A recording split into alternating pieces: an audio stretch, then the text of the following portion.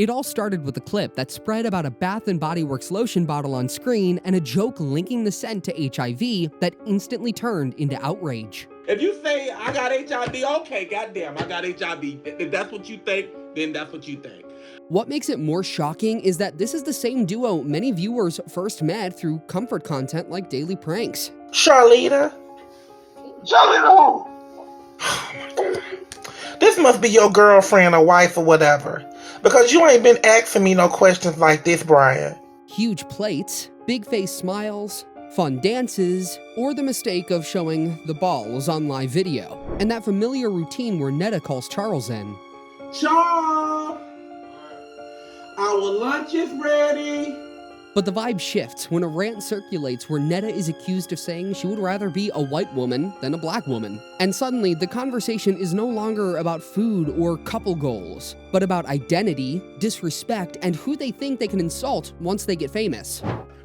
Miss Neta, Miss Neta, Miss Neta, Miss Neta, that's what y'all need to do. Then, Jamaica becomes another flashpoint. And you know, we went to Jamaica, and I can say that Jamaica food was disgusting. I couldn't get with it. I couldn't get with it. With critics accusing them of showing hate or disrespect towards Jamaicans. Not even addressing this foolishness, man is calling himself woman. So that means everything he says, the opposite is true.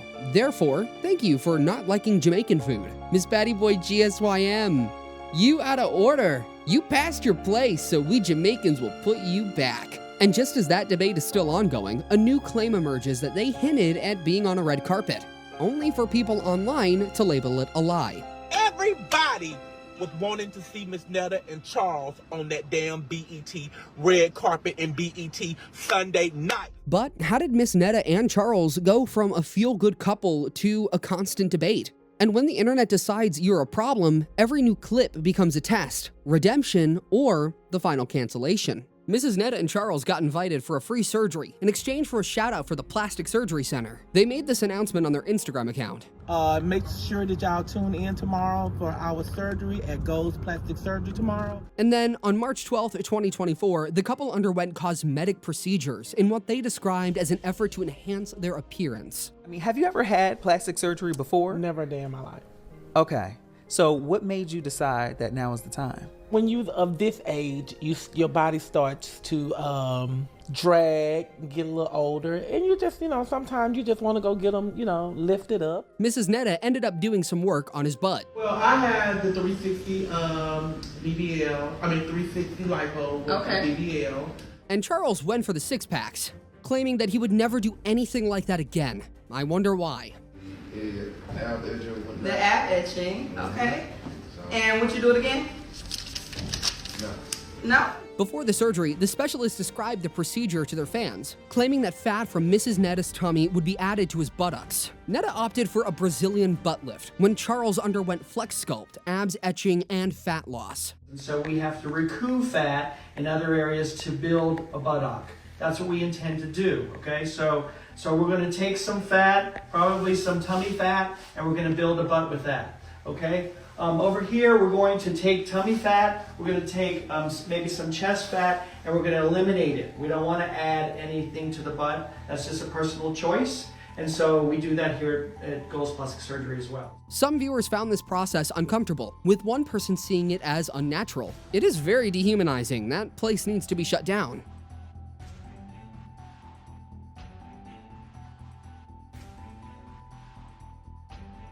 All this is a big money-making scam, and they found two fools to do it too. Some viewers also claimed that the lady doctor in the video looked more scary than happy about the whole encounter. YouTube lady looks scared to touch either one of them. This is what the person was referring to, and please let me know what you observed towards the end of this clip.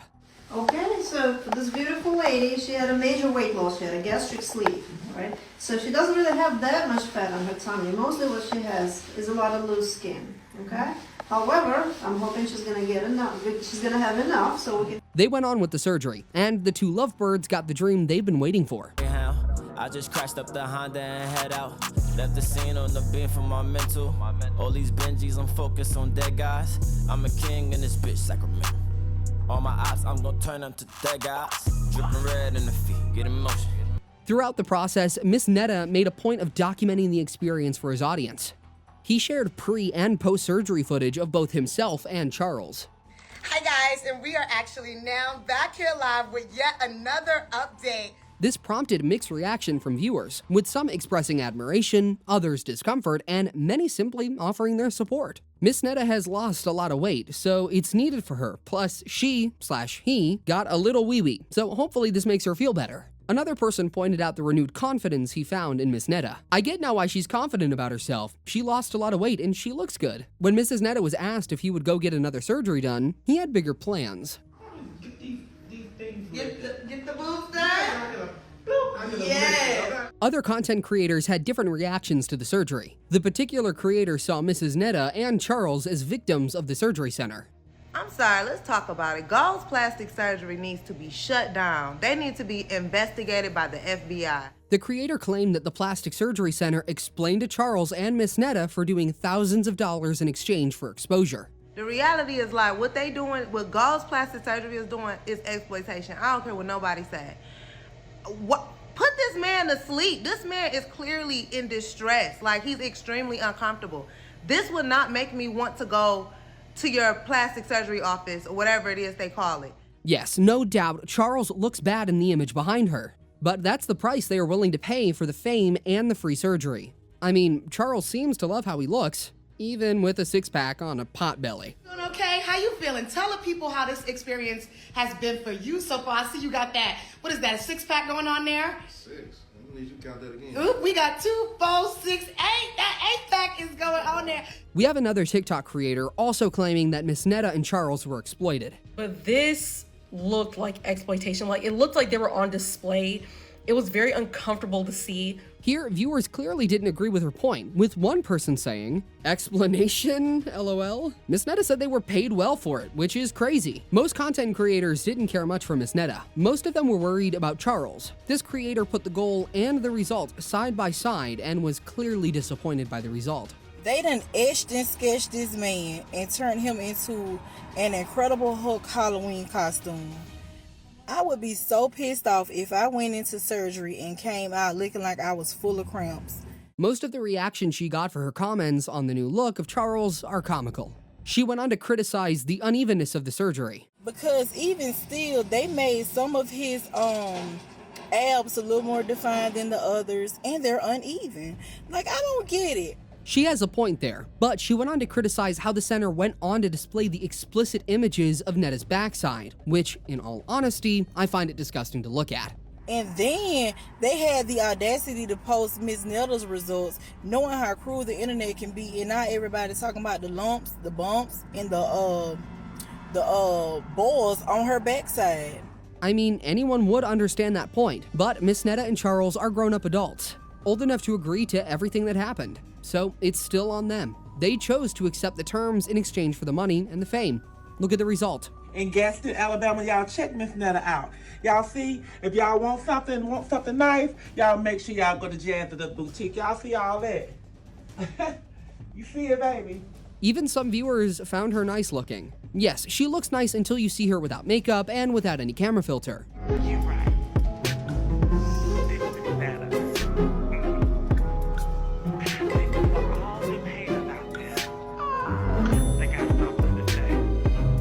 Viewers' reactions to this clip were outrageous, with someone saying, "Imagine being on top of that and looking down and seeing that face." But Charles' result doesn't look very good. From his facial reaction, one can see that he isn't satisfied with what he's looking at. You'll see him shaking his head towards the end of the next clip. Amazing. Perfect. Just one skit, you know? And then we can do the video. No, you can leave that, so don't worry. I'm gonna take videos downstairs. Oh, you're gonna take them downstairs right now? No, not right now, later on. So he goes to be today. Afternoon, yeah. I don't know. Someone gave a description of what Charles looked like with fake abs. Teenage Mutant Ninja Turtles. This is truly an unfair but accurate opinion. Some even claim that the six-packs on the back of Charles are no different from the ones added to his abs. Goals, put the six-pack in Charles's back. Charles did try to put in some work after the surgery.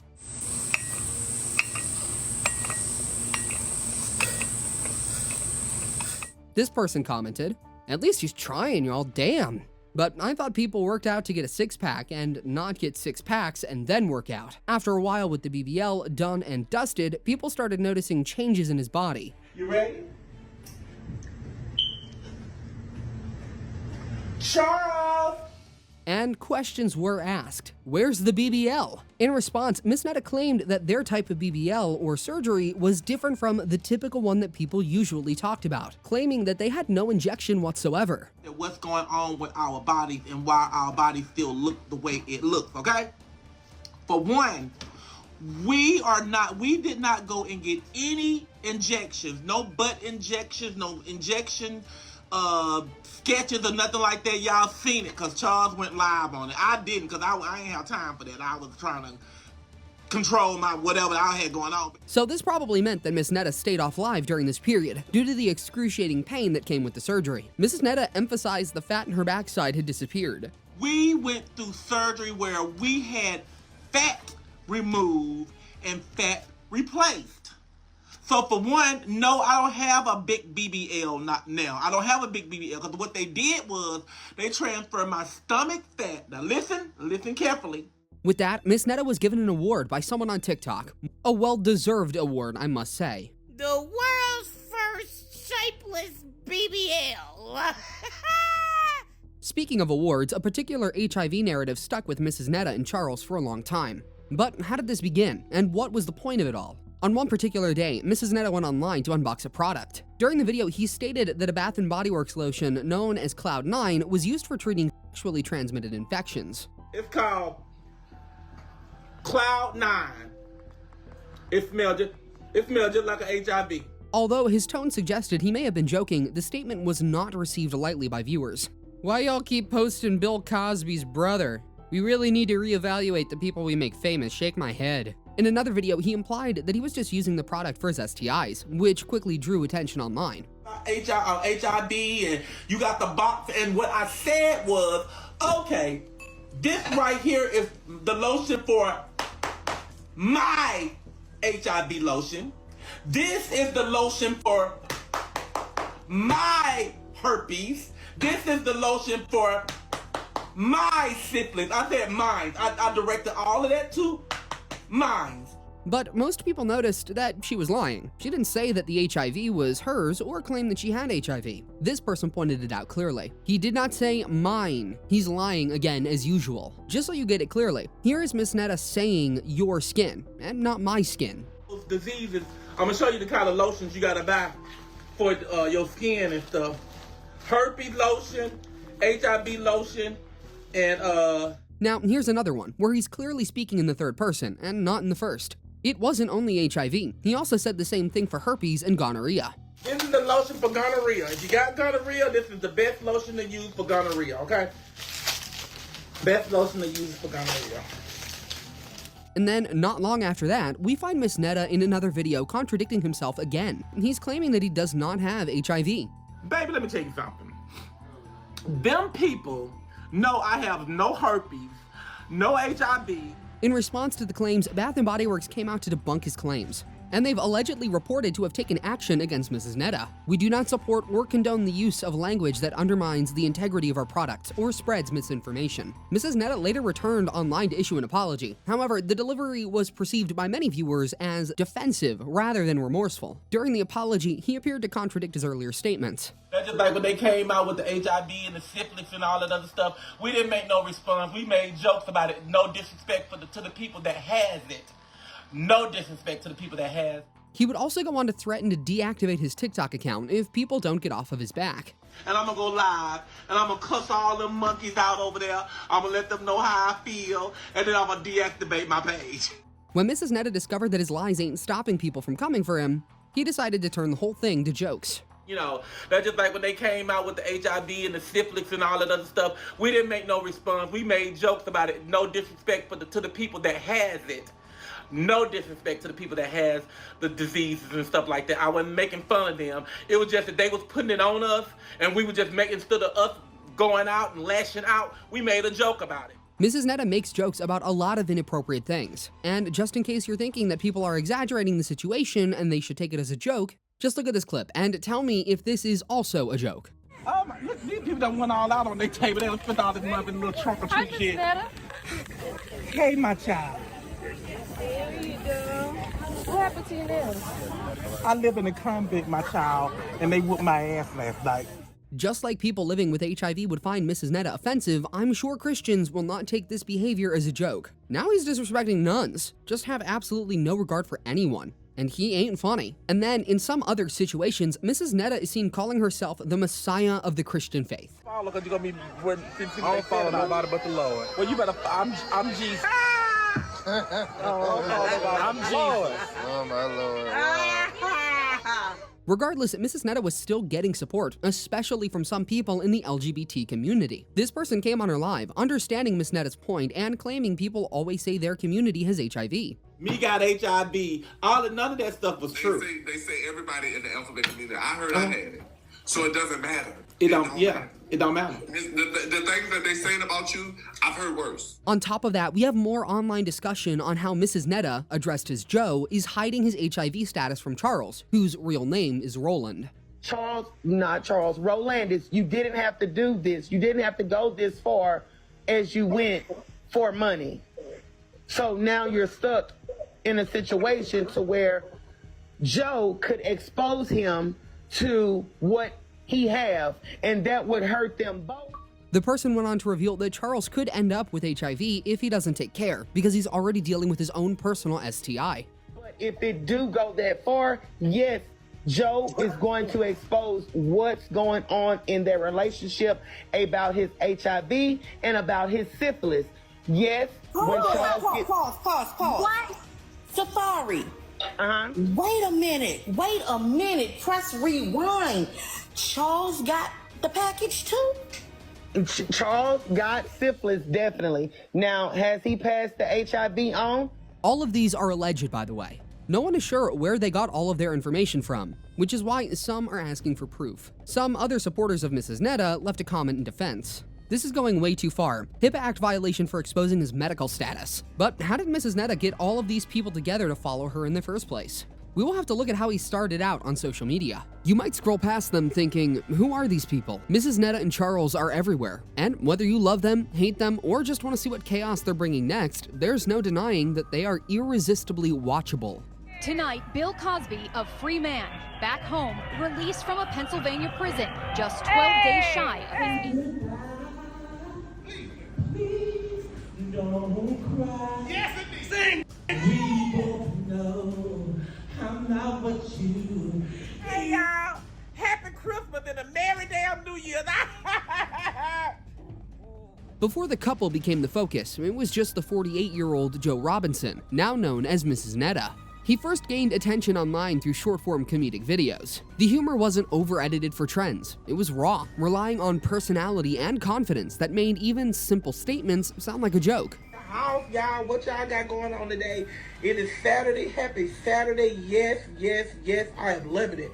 It is not so hot outside today. We got a little wind blowing here. Over time, this consistency helped him build a recognizable online identity. There was no couple branding, and no indication that his personal life would become part of the channel's appeal. But all that changed when Charles entered the frame.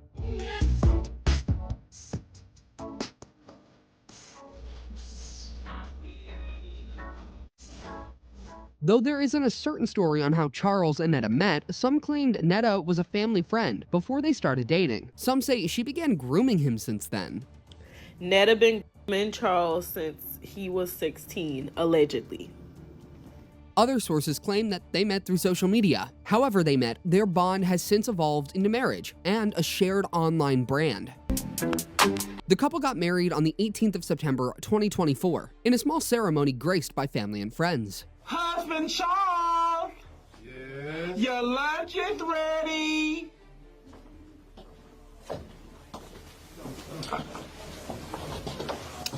Let me pull this chair out for my king. Mrs. Neta, at times, has been asked what she likes about Charles. Charles is more like of a go-getter. Hustler. Yes, he's a go-getter hustler. He's a good man. He likes to work. And that's what I've seen in him from day one. However, speculation soon emerged online questioning the authenticity of the wedding. I got one serious question and I'ma leave. Okay. You and Charles, y'all are really married? Hold on for 1 second. And Mrs. Neta, out of frustration for that question, pulled up proof to back up their marriage. This is marriage license, real marriage license. It is what it is. I mean, hey, that's what I like to see. So, I mean, they keep talking about our relationship. But viewers noticed something was off with what was displayed on screen. This person said, "Nobody noticed the JR is really close to the and like it's a typo. Most people noticed the spelling issues in the marriage certificate. Maybe there's nothing wrong with having typographical errors in a certificate, but it was enough for people to question her proof, with some people claiming that it was designed on Canva. I know a Canva template when I see it, and other viewers have conflicting opinions on the legitimacy of the certificate. Neta's consistent bullying of critics on the matter of their marriage is what's pushing most of them to always say things like that. So I'm gonna go out here and help my husband, okay? The one that I said I do to, that I married, in a relationship that I have something to do all times, okay? So that's what I'm about to go out here and go help my husband, okay? On top of that, some critics pointed to reports that, allegedly, Charles has a child and a former partner, using this to challenge assumptions about his sexuality and to cast doubt on the nature of their relationship. Even Mrs. Neta's sexuality has been questioned in the past. In the video, she was asked if she was part of the LGBT community. I didn't quite understand you, but yes, I am. Oh, okay. Okay. I am. Yeah, because I know, even, you know, I'm trans, and so my pronouns are she and her, so I respect everybody's pronouns. And obviously, I'm not going to call you anything but she and her because you play the woman role. Despite getting that response, the host pushed further to see where Mrs. Neta stands in the community. So what area would you fall under in the LGBTQIA community? Are you non-binary, trans? You know, I never categorized myself in none of that. I just always been myself, and this me, my everyday look. You know, all this my everyday look and stuff, and it's just something I just been doing ever since I was, you know, growing up in life. And I don't think I'm a transsexual. I don't think I'm a whatever the other names they got. I don't like calling them. Mrs. Neta is almost 50 years old. So she fits with what some people called old school gay culture, often associated with drag queens. They've existed since before the 1980s, long before LGBTQ protections were expanded under Obama's administration. That may be why Mrs. Neta finds it hard to fit into a label. Even after that, the host went back to the gender thing. So you know the girls are gagging to know when you say your sexuality. So this means, were you born male like me? Because I was born male. Yes, I was born male. Okay, sister, what did they mean? So whoever that's watching this, y'all got y'all in. But are there people who were really thinking or arguing that Mrs. Neta wasn't a biological male? This was the same question posed by this viewer. Was that really a mystery that Mrs. Neta was born a man? Mrs. Neta has always seen herself as a woman, and has on some occasions answered the question of which bathroom will you enter? Which bathroom do I use? I go in the woman's bathroom. I don't go in the men's bathroom. Me personally, my personality, you look at me and you see woman. Mrs. Neta, out of frustration from how the interview went, made another video to react to it. Are you a part of the LGBTQIA community? No, I'm not. Okay, I just asked. I wanted to know. They asked me whether I'm a cross-dresser or whether I'm a transsexual. No, I am a gay African-American male. Now, let's get back to Charles. There have been videos like this of him and his girlfriend on the internet. Okay. Baby, can I have a kiss? Can you say it better? Can I have a kiss? That'll be my kiss. Most people would argue that the video isn't of Charles because it wasn't very clear to see, which is true. I've been able to get another video from a TikToker that continues the earlier clip to give you a better perspective. That'll be my kiss. Your Facebook friend. Anyway, it ain't about me. You can clearly see that this is Charles. He seems more alive with a female partner. People also noticed it. He's usually less energetic or silent around Neta. Just like you'll notice in this video, Charles feels reluctant. There are no arms around Neta or some kind of sweet gesture, as if he's at work and needs to do what's expected. So, what's going on here? Is this all acting? What do you think? Because even Mrs. Neta isn't her real name, and Charles isn't his real name. And as regards to Charles' kid, take a look at this. Your Facebook friends. Anyway, it ain't about me. It's about the family. And this little guy too. Ain't that right? Ashton. Ashton. Toward the beginning of the video, Charles said, "Ain't about me, it's about the family." Was he referring to his family in the video? So many questions and mysteries. One video asked, "Why ain't this viral, lol?" Some others claimed that Neta had a defense for this video that's going around social media. Joe said that's his cousin. Did Mrs. Neta really say that? Well, she did, in a Facebook page on his social media account. Mrs. Neta's grammar in the post was confusing, to be honest with you. But what she was basically trying to say is that the kid in the black top is the boy that people claim is Charles' son, but he is not. Around the same time, videos like this were going around social media. My baby. That's my boy. We can hear Charles referring to the lady here as his baby, and probably the kid as his boy. The boy could also be said to be a cousin, but who knows? Maybe they're all lying to us, or maybe his sexuality is binary. A viewer claimed that. This showed Charles not gay. He in it for the money. He's bisexual. In response to these claims, Mrs. Neta has consistently maintained the legitimacy of the marriage, using public appearances and content to counter accusations and prove critics wrong. But we don't have no reason to lie about our marriage. We had a wedding. We didn't get all of that done and for nothing, but it is what it is. But to answer your question, sweetheart, we are legally married. When it came to creating content, while Miss Neta was expressive and dominant on screen, Charles was reserved. He spoke less, reacted subtly, and rarely attempted to match Mrs. Neta's energy. This imbalance became noticeable to their viewers. Many of their viewers made comments like this: "Y'all don't even have no affection towards each other to be so-called married." As their platform grew with all these controversies, a new trend emerged in the mix. These are food videos. In these videos, Mrs. Neta is seen preparing or presenting food to Charles with the popular quote, "Charles, your lunch is ready." Charles, your lunch is ready. Pull the chair out for my king. These videos usually showed Charles eating and enjoying his food, a little too much, while Mrs. Neta talked about the meal he just prepared. Very good. Okay. Very hot. Yep. Over time, this format became one of the couple's most recognizable content styles. While many of their viewers truly enjoyed their content, others accessed the food, claiming many of the meals were unhealthy and poorly cooked. However, Mrs. Neta's quote, "Charles, your lunch is ready," became so popular that Mrs. Neta made a song and released a music video.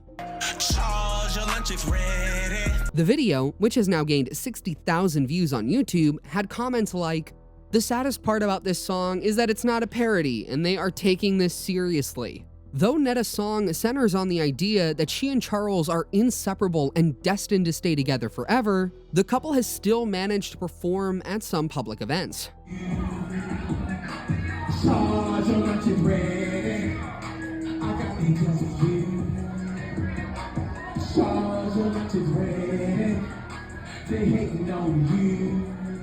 Following the release of Mrs. Neta's song, "Your Lunch is Ready," a TikTok comedian, Laquanda Strawberry, also known as Trell, stepped out to make a funny video of Mrs. Neta. Trell issues a comic warrant against Mrs. Neta for playing with little kids. Despite having been a joke, Mrs. Neta did not find the video amusing. In a manner consistent with his other public controversies, he later addressed the issue directly, sharing her perspective and providing what he described as the full story regarding Laquanda Strawberry.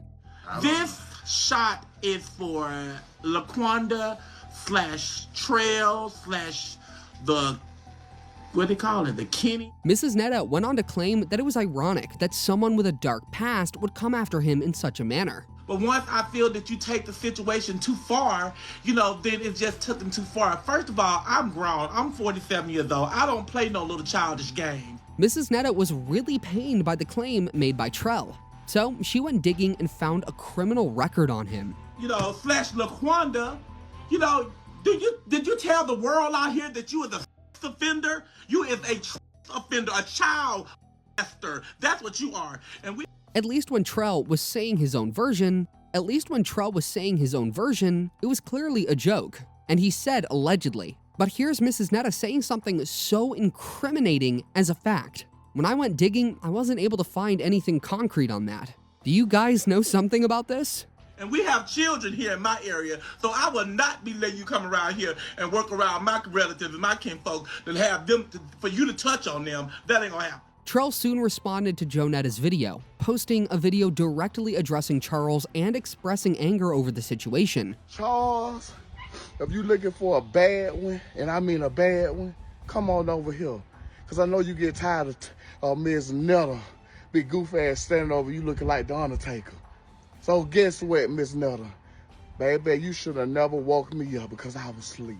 A fan had this to say about the situation. Yeah, he's too sensitive. Comedian Stay telling Cheryl Underwood that she looks like Wesley Snipes, and she'd be falling out of her seat laughing. Uncle Neta can't do comedy. In a response in an interview, Trell didn't hold back and made his intention clear about what he and his crew thought about Mrs. Neta. Trell went personal and even body-shamed Mrs. Neta for how she looked. This was one of those things that annoys Mrs. Neta about Trell. Trell made sure to hit back at his song one more time. Till this moment, Mrs. Neta and LaQuanda remained locked in an ongoing back and forth, with neither side showing any signs of backing down.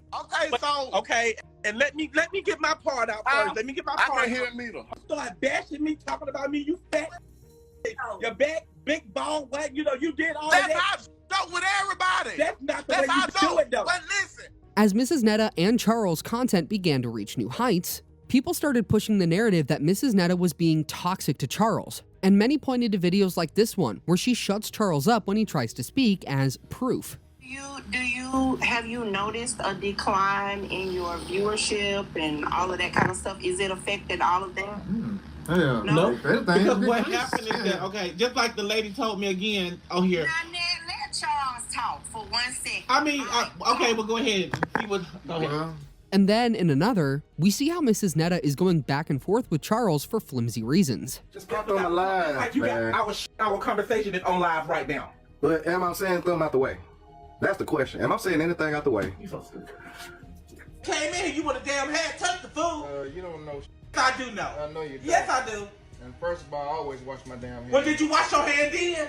Just because I ain't did okay, you don't always wash. First of all, like I said, I don't shit on your... Someone had this to say. Ms. Neta acts more like a parent than a spouse. Though Mrs. Neta has tried to show the world that he and his husband are on good terms, critics have noticed something about 36-year-old Charles. He doesn't really seem to love the woman he's reportedly married to. In some of their videos, you get comments like, Charles just needs a free meal and a place to rest his head at night, with each comment suggesting that Charles is with Mrs. Neta only for the benefits he gets from him. Public reaction intensified after Charles stated that he was not physically attracted to Mrs. Neta, explaining instead that his attraction was rooted in her aura. What physical characteristics about each other did you find most attractive when you all saw each other?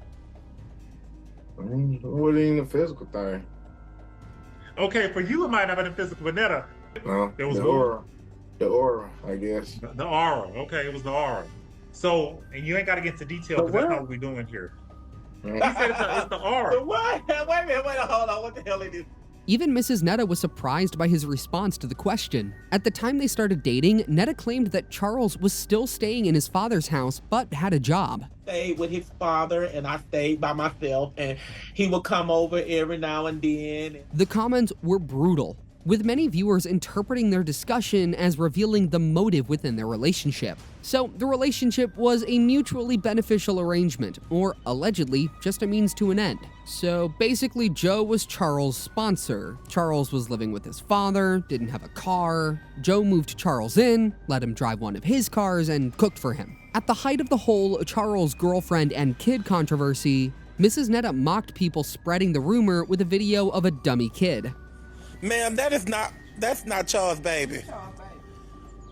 This is Charles' baby. So you done had the baby. I don't have, you see I'm flat. I don't have the baby. I was pregnant the whole damn time we talked. And I had Charles' baby. And then you mean to tell me the other week I was finna whoop your ass? But I had, hey, Charles' grandmama had the baby. But look at me. You know, see, I'm not gonna be taking care of no babies. He out here making and stuff. But in regards to kids, is there any plans for Mrs. Neta and Charles to have kids someday in the future? Mrs. Neta initially claimed he's not having kids because of expensive dog food. At the time, Charles had 5 dogs. And like I kept telling him, well, you ain't finna stick us with all these dogs. We can't, I don't know what we gonna do, but we can't keep all 5 of them dogs, plus the mama, that's 6. Then I got Lily running around here, that's 7. You know, no. That to let y'all know, if we have kids, we can take care of it. But I'm telling you, this dog food is very expensive. Especially when you feeding 6 dogs out there. It's very expensive. So basically, they have enough responsibility, but viewers were asking questions.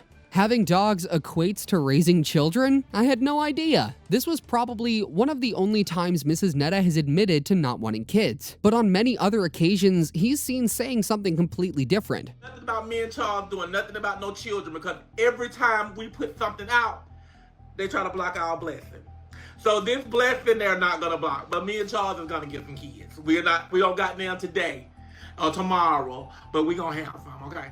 But then, how will that work? Despite being both biological males, who will carry the baby? This is why Mrs. Neta decided it was time to ridicule women by claiming to be pregnant. Oh, Lord, y'all, I've been sick for a couple of mornings and stuff, and I am 46 years old, and I know I ain't wanting to get myself in no bull crap like this. But y'all know I have been active, so I went by the store, and this is what I got.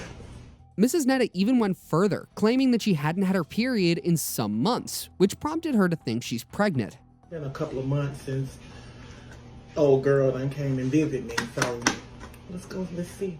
This is entertaining to some people, but others see it as an insult to the women out there. It must be something in the air man's having babies. Mrs. Neta even called Charles out to break the news to him. How about I just put it like this right here? I'm about to take a pregnancy test, okay? I don't know what's going on with me or whatever. I done got 2 damn hoes. We can get ready for Charles Neta or Neta Charles or whatever, but this is some crazy stuff. I don't know. Someone commented, "Please, tell me this is only a joke." Obviously, this did turn out to be a joke, because we all know it's impossible. Some other possibility was put forward by Mrs. Neta in another video. If we do it, it's gonna have to be ours. We don't want no adopt no child or nothing like that, which would be perfect. We would want to use our own sperm to create our own child, because it'll be a part of us, okay? So who will be the one to donate the sperm? Or does that mean they'll have 2 surrogate kids for a balance between the 2 of them? Why claim they won't be adopting kids? Despite that, Mrs. Neta claimed in another video that they would be adopting instead. And Charles would be thinking of adopting. Maybe by the next year or something like that. So I don't know how that's gonna go. I'm just saying that that's what we had came up. Mrs. Neta is known for never being consistent with her storyline, always contradicting himself, which she herself admitted to, claiming that viewers won't be able to know if she's lying or not. I said, y'all know Miss Neta say a lot of things. So y'all don't know if I'm telling the truth, or y'all don't know if I'm being funny, or however it goes. This is part of a larger controversy that'll be looked into a little later in the video regarding Mrs. Neta's expenses and riches. But for someone to feel comfortable making pregnancy videos, you'll know this person has some issues with women generally. During a live stream on July 19th, Mrs. Neta made a statement expressing that he would rather be a white woman, suggesting that white women are smarter. Neta don't like black women, but that's what she's trying to be. No, it's not. I ain't trying to be no motherfucking black woman. Because I can say some of the baddest things about some black-ass women that I know. So hell no, I ain't trying to be no black woman. If that's the case, I want to be a white woman. Because they more smarter. Because y'all act so damn ignorant. This comment, especially from black women watching, got pissed off by the statement. "I'm so tired of his bragging, and he's one of the most disgusting people on social media. And it's his attitude that's so rotten." Long before this, Mrs. Neta had been targeted most by such comments from black women. And this is what triggered her to make the comparison with white women. But that shouldn't be an excuse for making such an outrageous statement. All the black African-American women, listen at me and listen at me clearly. If you don't want me coming for you, then just stop coming for me. Some content creators kind of saw things from Mrs. Neta's perspective. This creator made it clear that black women trolling Mrs. Neta had it coming. All the comments are black women hating on her and being mean about her not being a biological woman and how she has a man. And they don't. This creator's main point was that most of those saying bad things about Mrs. Neta in the comments section are just projecting their failure and trying to bring Mrs. Neta down whenever she's live on TikTok. Even when she'll click on your page, it'd be mother of 5, wife of none, strong. Like, just mean. A lot of projecting, a lot of insecurities just be running out as soon as they see Miss Neta being happy. So why would you be the blueprint? But the real issue isn't about 1 or 2 black women. The problem is that Mrs. Neta calls out all black women, and not just some. The person had something to say about this video. I didn't care about Uncle Neta saying he would rather be a white woman. It's when he said white women are smarter than black women. That's where I drew the line. Someone else made a perfect observation of Neta's statement. Okay, but black women are his fan base. Not all black women was hating on him. I felt bad for him until last night, and it's deaf plenty YT women joking on his looks. In response to the massive backlash, it was expected that Mrs. Neta would come along with a strong apology. But just as you might guess, it was all a way to deflect. I put myself in that equation too, because I said that black people are messy just like me. I said we all are messy. We all black people, majority of black people are messy. This is obviously a lie. She clearly denied being a black woman because she doesn't want to be messy like them. From there, she went on to give a ridiculous defense for saying that white women are better. When I said that about I would rather be a white woman, I mean, I didn't mean it that I would rather be a white woman. What I was saying is that stay close, stay to a corner. Because if they on here, and if y'all know that y'all see them on here, y'all are filming, you know, they don't say a word. They don't be sitting up there bashing me. So he's trying to say that black women should be more like white women and stop harassing them.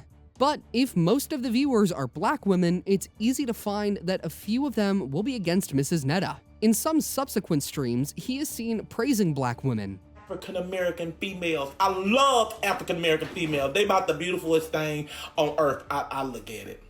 On Mrs. Neta's quest to make it right with the black community, she decided to bring a few of them on to join her live video, but that didn't go very positively. I'm a girl from Brooklyn. Okay. I thought you was good, everything, perfect. We loved it, you. Then you came on, you got cocky with it. You started saying F black women. I did. And you hear me? I hear exactly what you said. I did say it. Down in the black women. I did. That's looking at you, even though we know you a man.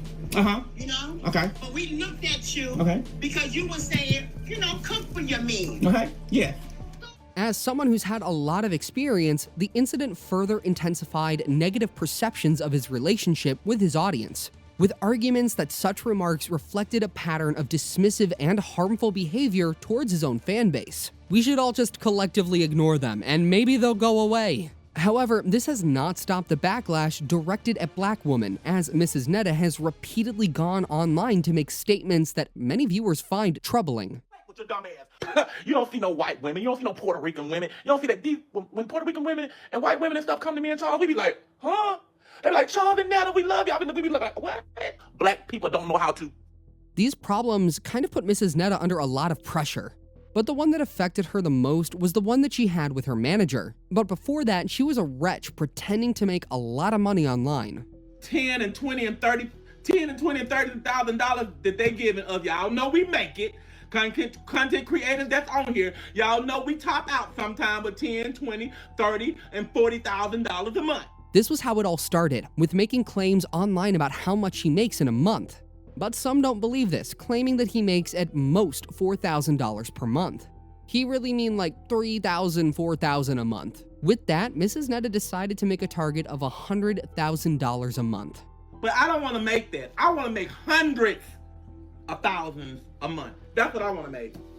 Fuck that $50,000 and $40 and $20 and $30,000 checks they giving us. We can make hundreds of thousands of dollars a month. I mean, that's a lot of money to project monthly. That's about $1.2 million a year. We've also had cases where Mrs. Neta dismisses losing around $2,200 from his hacked Facebook account as if it was nothing. What happened to Facebook? Honey, Facebook had a hacker and hacked my page. Like I said, I'm not worried about it. In another viral video, we see Mrs. Neta comparing how much she's making with that of some respected jobs in the world. A lot of people don't know the amount of money that these social media people pay us. But we make more than doctors and lawyers. I promise to God. Some big social media people like Mr. Beast might be making a lot of money, but not someone like Mrs. Neta. And for someone like him, he can only brag about giving $25 to some of his fans. Okay, you guys, I got rid of that first one. Okay, that's the first one. And let me go ahead and give out this other $25 for lunch. I'm just so happy. When I do stuff like that, I feel good. I feel good about myself too. I feel like I'm blessing somebody. While most people didn't find anything wrong with this giveaway, a few did, because this fits into Mrs. Neta's previous narrative of being financially independent. But what's worse is how she also broke shame her viewers, probably a reverse psychology technique to get them to send her gifts. They can follow the stuff to type in here, but they can't follow anything to come on with money because they broke. That's how I get them. There's some broke hoes on this thing, baby. These some broke folks on this thing. These people so broke on here. Don't got no money. This attitude probably got him into a situation where people stopped gifting as much, and the story changed immediately from I have money to I don't. On social media and told nobody I was rich. Sorry, I ain't rich. I don't know where y'all getting that information from. Lying and twisting what she has already said in the past. Here is a video where he's contradicting herself about being rich. Well, I did say I was rich in one of those houses, but I wasn't being realistically. I wasn't saying that that's my real life. You know, that's what everybody like, Miss Daddy, you said you was rich. Not necessarily. I really didn't. I didn't mean that. This is what Mrs. Neta always does, saying anything that will make people more sympathetic to him. I tell y'all, I'm social media famous. I'm not entertainment TV famous and all that stuff, where they making the millions and all of that stuff. I don't make that. I only make something that's gonna provide for me and my family, and I can help other people, you know, throughout the time. So.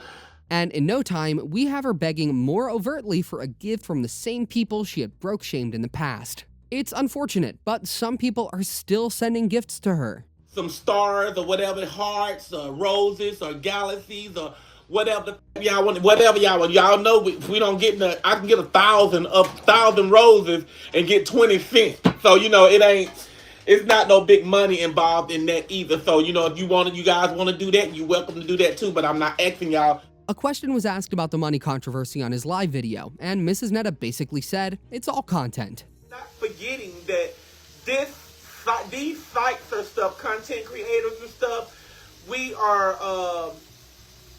do content.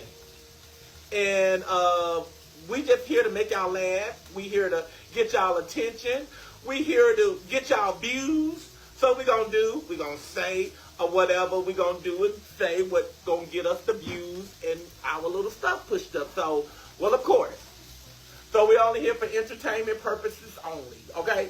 Can y'all say that again? Can y'all say that with me? We are here for entertaining purposes only, okay? So, what's there to believe in her content? After all, it's all lies and manipulation. There's no redemption for Mrs. Neta, and Charles needs to get out of that crazy place as soon as he can.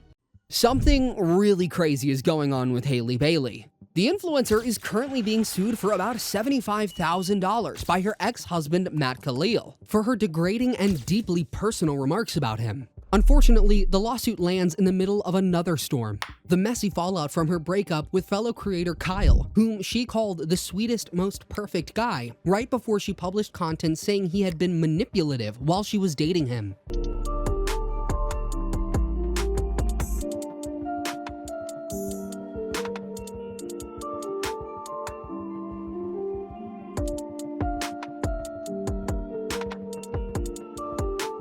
and still posting him online for the views. Months that we were dating, he secretly talked to a woman, FaceTimes, text messages, hangouts, and I knew nothing about it until I saw it all in his phone, in the deleted. But here's the real question. How did the lovely Haylee Baylee get caught up in this toxic drama with her ex Kyle? So let's be honest, we've all grown a little cynical about online relationships. They flare up fast, they disappear even faster, and they just seem to be all about looking good together. So when Haylee started posting with a new man in 2024, her 16 million subscribers were watching closely, curious, invested, waiting. Was this real? Or was it another chapter in the over-the-top billionaire boyfriend storyline that made her famous? And more importantly, was this some kind of damage control? Because just months earlier, she was at the center of a cultural firestorm. Why do all my favorite YouTubers get into controversies? At the 2024 Met Gala, Haylee posted a TikTok wearing a dramatic Marie Antoinette-inspired gown, lip-syncing to the infamous line, "Let them eat cake." The video exploded, over 21 million views, but instead of applause or awe, she outraged millions of people on the internet. All fun and games until you remember Mary had her head chopped off. Blocked her. Block her, OMG. The timing could not have been worse. Global crises were unfolding. Palestine was burning. Protests were happening right outside the event, and her video was labeled tone-deaf, elitist, dystopian. Some critics even compared the moment to the Hunger Games, the wealthy celebrating while the world burns. Real-life Hunger Games. That clip helped spark the Blockout 2024 movement, a digital protest encouraging users to block celebrities and influencers to reduce their ad revenue and power online. She laughed about what happened on Palestine? Block! Now Haylee Baylee has posted a TikTok apologizing. The sound choice truly had no deeper meaning. I never would have chosen a sound on purpose to highlight wealth disparity or elitism. Haylee apologized, like everyone expected. She said she wasn't an official Met Gala guest. She was only a pre-show host. She said the dress was gifted. She said she didn't mean to highlight elitism. She said that she was unaware of the larger political context at the time. Some fans were a little forgiving. She didn't. The fact this isn't that bad, fuck y'all.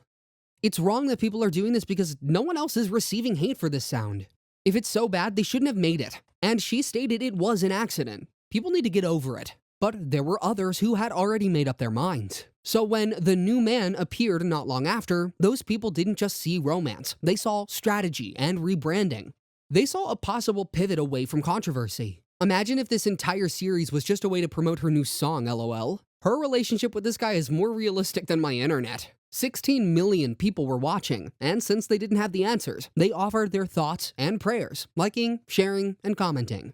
He reminds me of Robbie from Victorious. Caught my lonely ass smiling. I think the best part about these videos are that you are dressed in homey clothes and messy hair, and he still looks at you with so much love. Many viewers thought they were cute together. They just seemed like the perfect couple. He was tall, dark, handsome, and mysterious. She was beautiful, graceful, blonde, and successful. Their social media was filled with some of the cutest couple moments anywhere on the internet. Every time I see them together in a video, makes me want to tear up. She deserves it.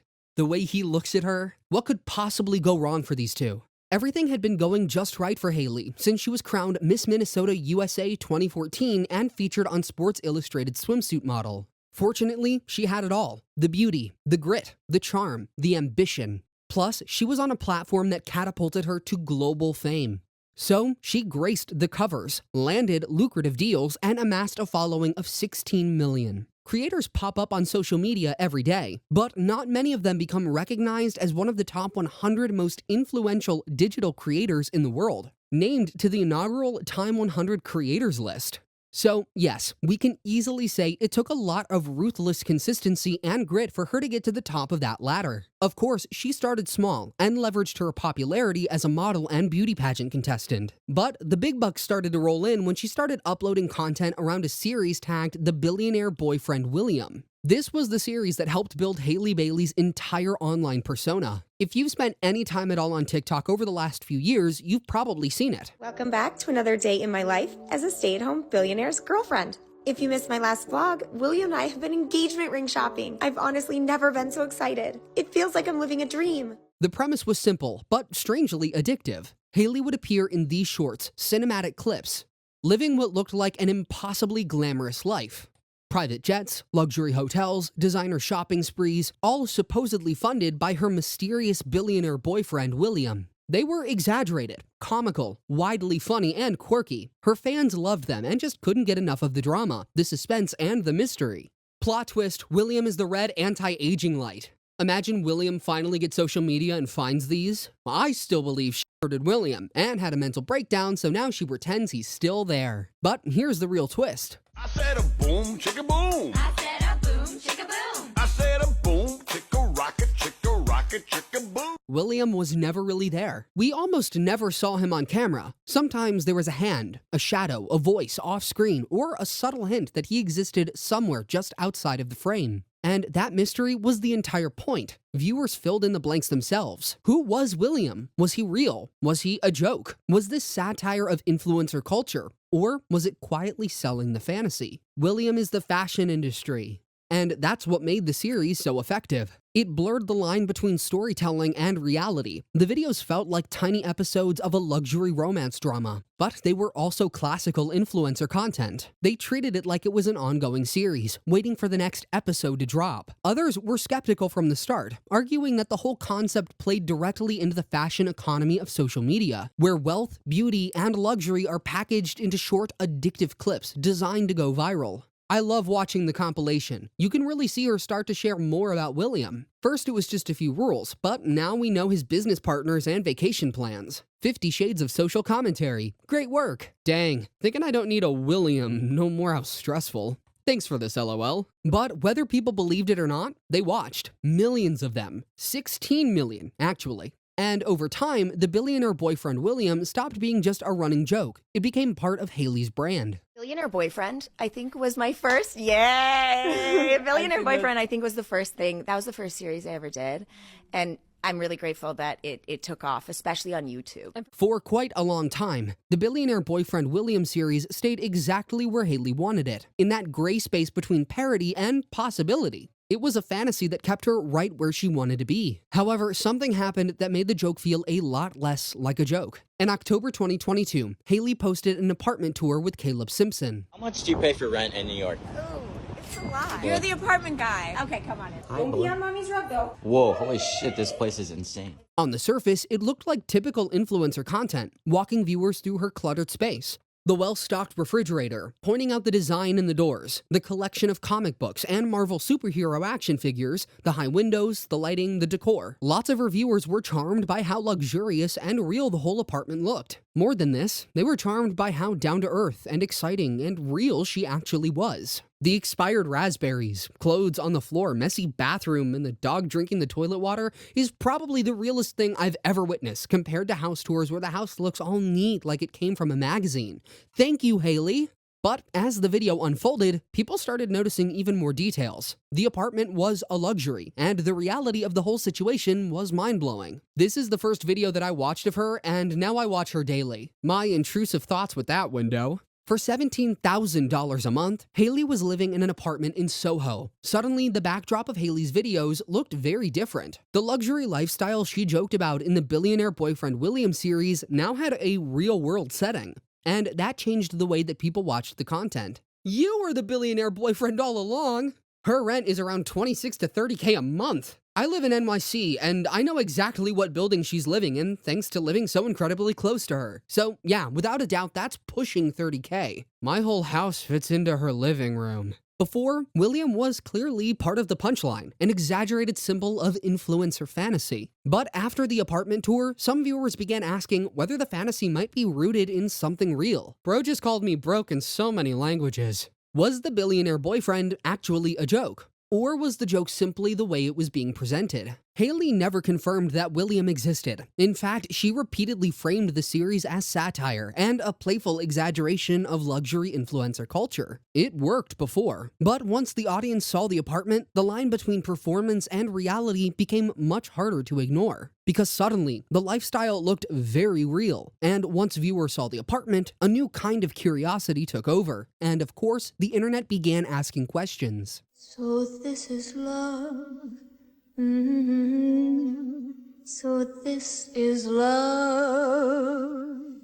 If William was only a joke, then who was actually paying for this life? And if the luxury was real, then who was the real person behind the curtain? Comment sections filled with speculation. Some viewers assumed the answer was simple: Haylee herself. By that time, she had already built a massive following, worked as a model, and collaborated with major brands. For many, the luxury apartment was simply the result of influencer success. However, Haylee herself cleared the air by revealing that her ex-husband, Matt Khalil, was responsible for it. And that was an apartment that my ex and I shared together. So things seemed quite simple. But the William storyline appeared so often in her content that it felt strangely specific. The mysterious man who never appeared on camera.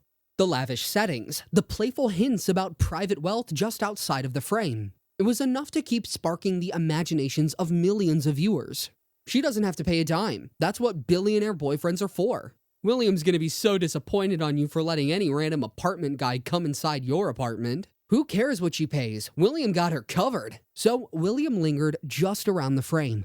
Less like a punchline and more like a puzzle. No explanation or clarity would clear things up, because once this kind of speculation begins online, it tends to take on a life of its own. But around 2024, the mystery took a new, interesting turn. Next to the usual series about William, Haylee began posting something quite different. At first, it was subtle. A hand across the table at dinner. A shadow in the background of a video. A quick glimpse of someone sitting beside her. The camera never fully revealed the person, but the presence was obvious. This is the classic soft launch. In influencer culture, creators drop small clues and partial glimpses of a partner or relationship. The pattern felt familiar. For years, they had watched the mysterious presence of William exist, just outside of the frame of her videos. But this time, the energy felt different. The tone was softer, more intimate, and far less exaggerated than the glamorous fantasy of the billionaire storyline. Instead of the usual luxury jokes and playful mystery, the videos showed everyday moments, quiet interactions that looked less like a scripted bit and more like an actual relationship unfolding. Naturally, curiosity exploded again. Viewers tried to piece together clues. Who was the man appearing just out of view? Was this finally the real person behind the lifestyle everyone had been speculating about? Then came the reveal. Sniper. Wifey. That's your wifey.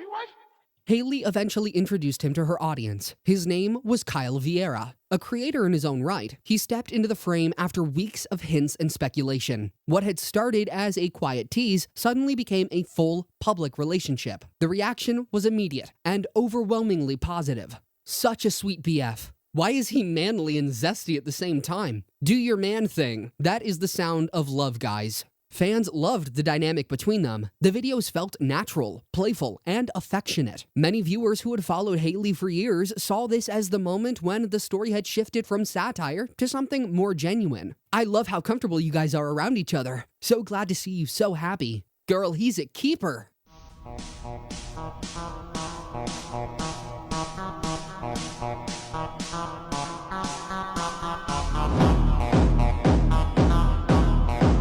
For a while, the internet seemed completely charmed by the two of them. The comments were full of support. Edits of their moments together spread across TikTok. People who once debated the mystery of William were now rooting for Kyle. It felt like the beginning of a new chapter. Keep in touch, okay?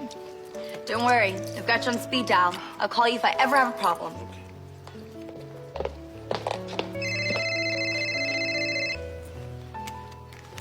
Hello? I have a problem.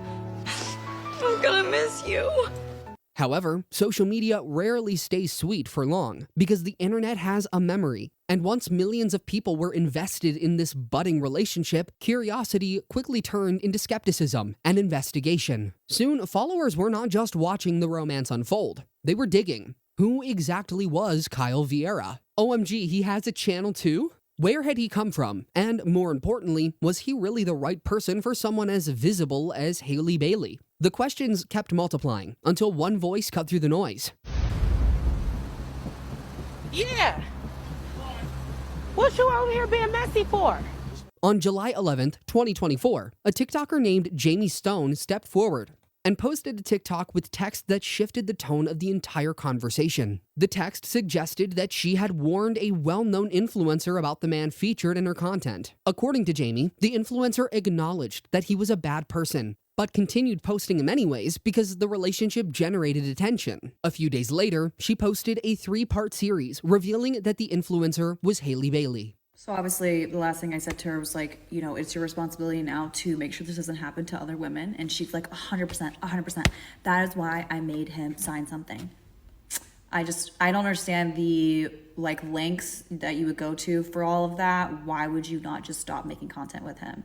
You literally said you didn't care about this man and then now you suddenly do care about him. Or is it just that it's extremely convenient that he's around to film whatever you need to film? He's not a good guy. He literally was just DMing a girl that I know, and she posted on her close friend story. That's how I even know about it. And she had no idea that we dated previously. I was like, he was trying to like get her to come see him and stay with him in New York City. And she said, I have a boyfriend. He said, I don't care. I was like, I can send you proof if you want. So, you know, I'm sending her the receipts. I'm sending her what I can send her. And she's like, do you have any more proof? And I'm just like, for what, dude? What the fuck else do you need to know from me? I'm like, what? You want me to like screenshot all of our conversations? I'm like, I don't really have any other proof besides my truth, what I just explained to you and everything we talked about. And I have a new phone either way. So I don't have my old text from when we were dating. That was like, you know, a few years ago. And then she just stops responding to me.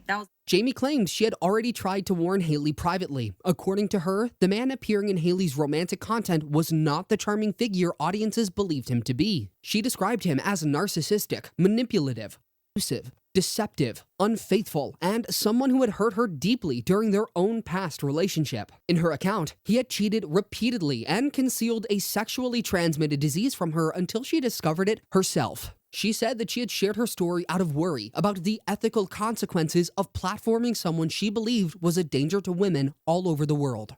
Even more, Jamie claimed that when she confronted Haylee, the creator insisted that they were only friends who filmed content together and that he was actively pursuing her. But Haylee continued to post more content with him, and more content. But the very next day, you gave it away. This year, to save me from tears, I'll give it to someone. And even more content.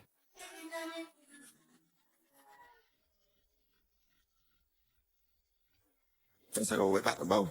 Why I can't hit on my brakes? When Jamie asked, she said she had made Kyle sign a document promising not to repeat his past behavior. Then, the couple's content continued, and very soon, they were in a relationship.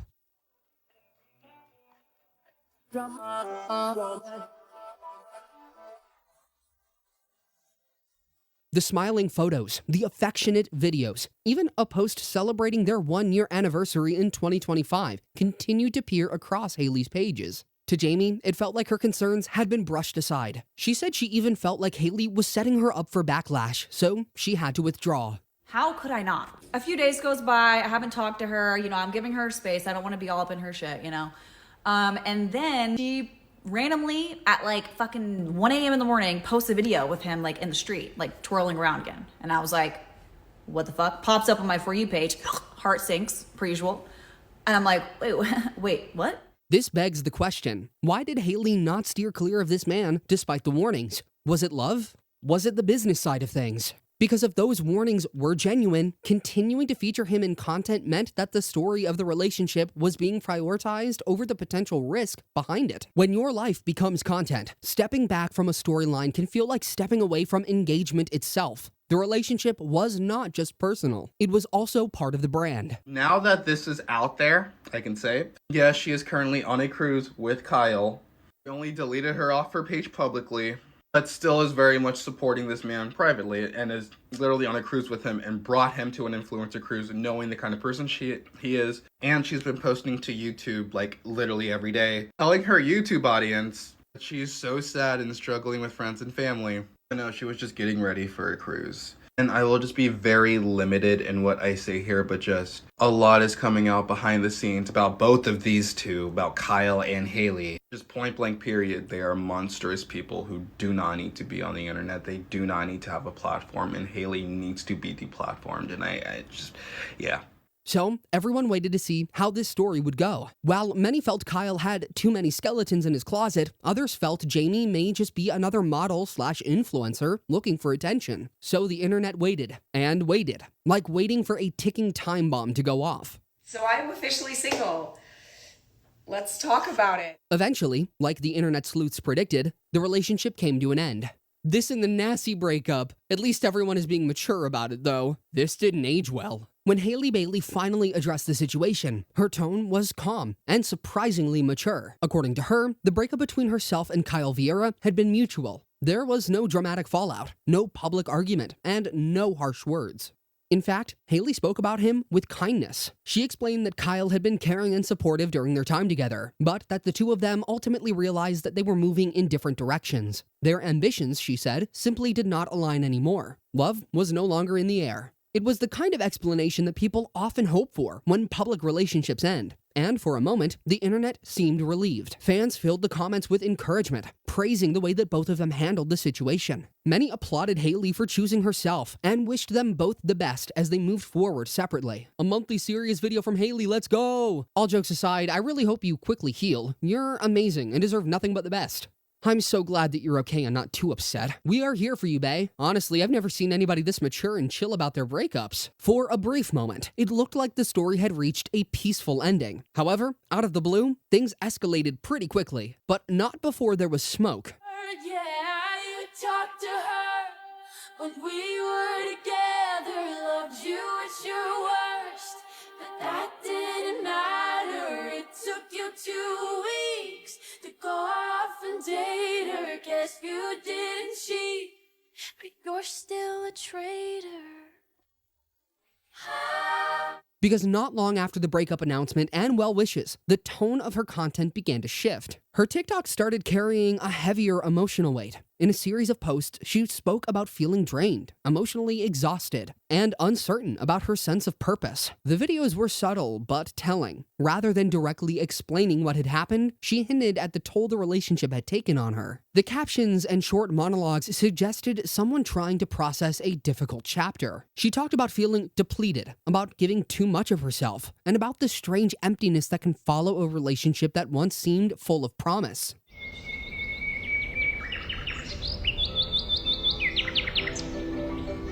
For many videos, these posts felt like a quiet confirmation that the breakup had not been as simple as it first appeared. I guess he wasn't amazing after all.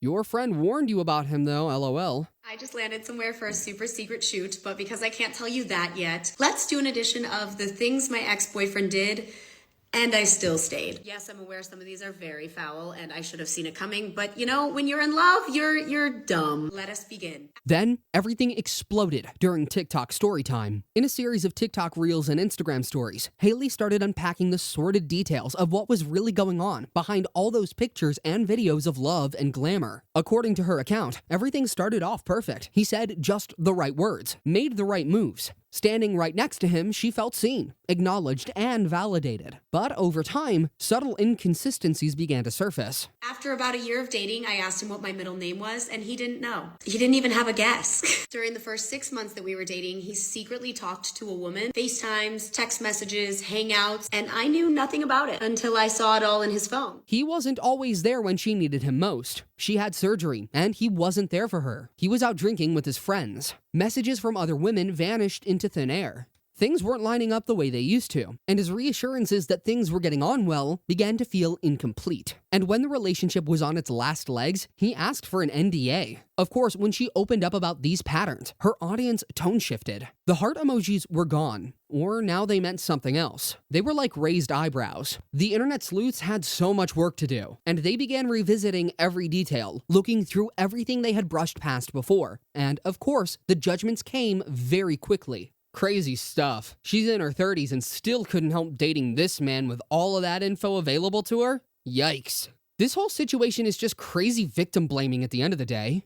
She may have had a choice, but people in love do silly things and are willing to believe their partners over strangers. While you were crying yourself to sleep at night because you don't understand how the person you loved most in the world could backstab you like that and lie directly to your face so many flippin' times, you receive a text from him asking you to sign an NDA so you can't talk about any of this on the internet. He deserves the chance to change. Whether or not we believe Haylee, we do know that bringing up the NDA and the money thing are just two really big red flags. He could get a teeny-weeny pass for not knowing what her middle name was after about a year of dating.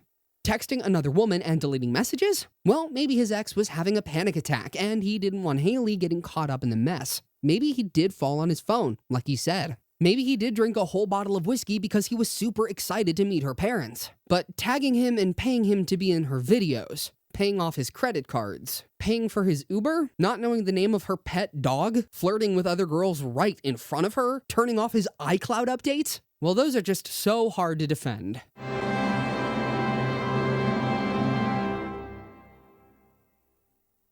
However, there is just something so fishy about signing an NDA when the relationship was on its last legs. Like we all know, non-disclosure agreements, commonly called NDAs, have become more common in celebrity and influencer relationships. Of course, NDAs in relationships aren't illegal, but they can quickly become weaponized. And this, together with the fact that he asked to get paid, just doesn't sit right with her audience. When things were over, he was more concerned with his image than her well-being or his own behavior. That's straight up abuse. I went through that for so long. I'm so much happier now. So who is William?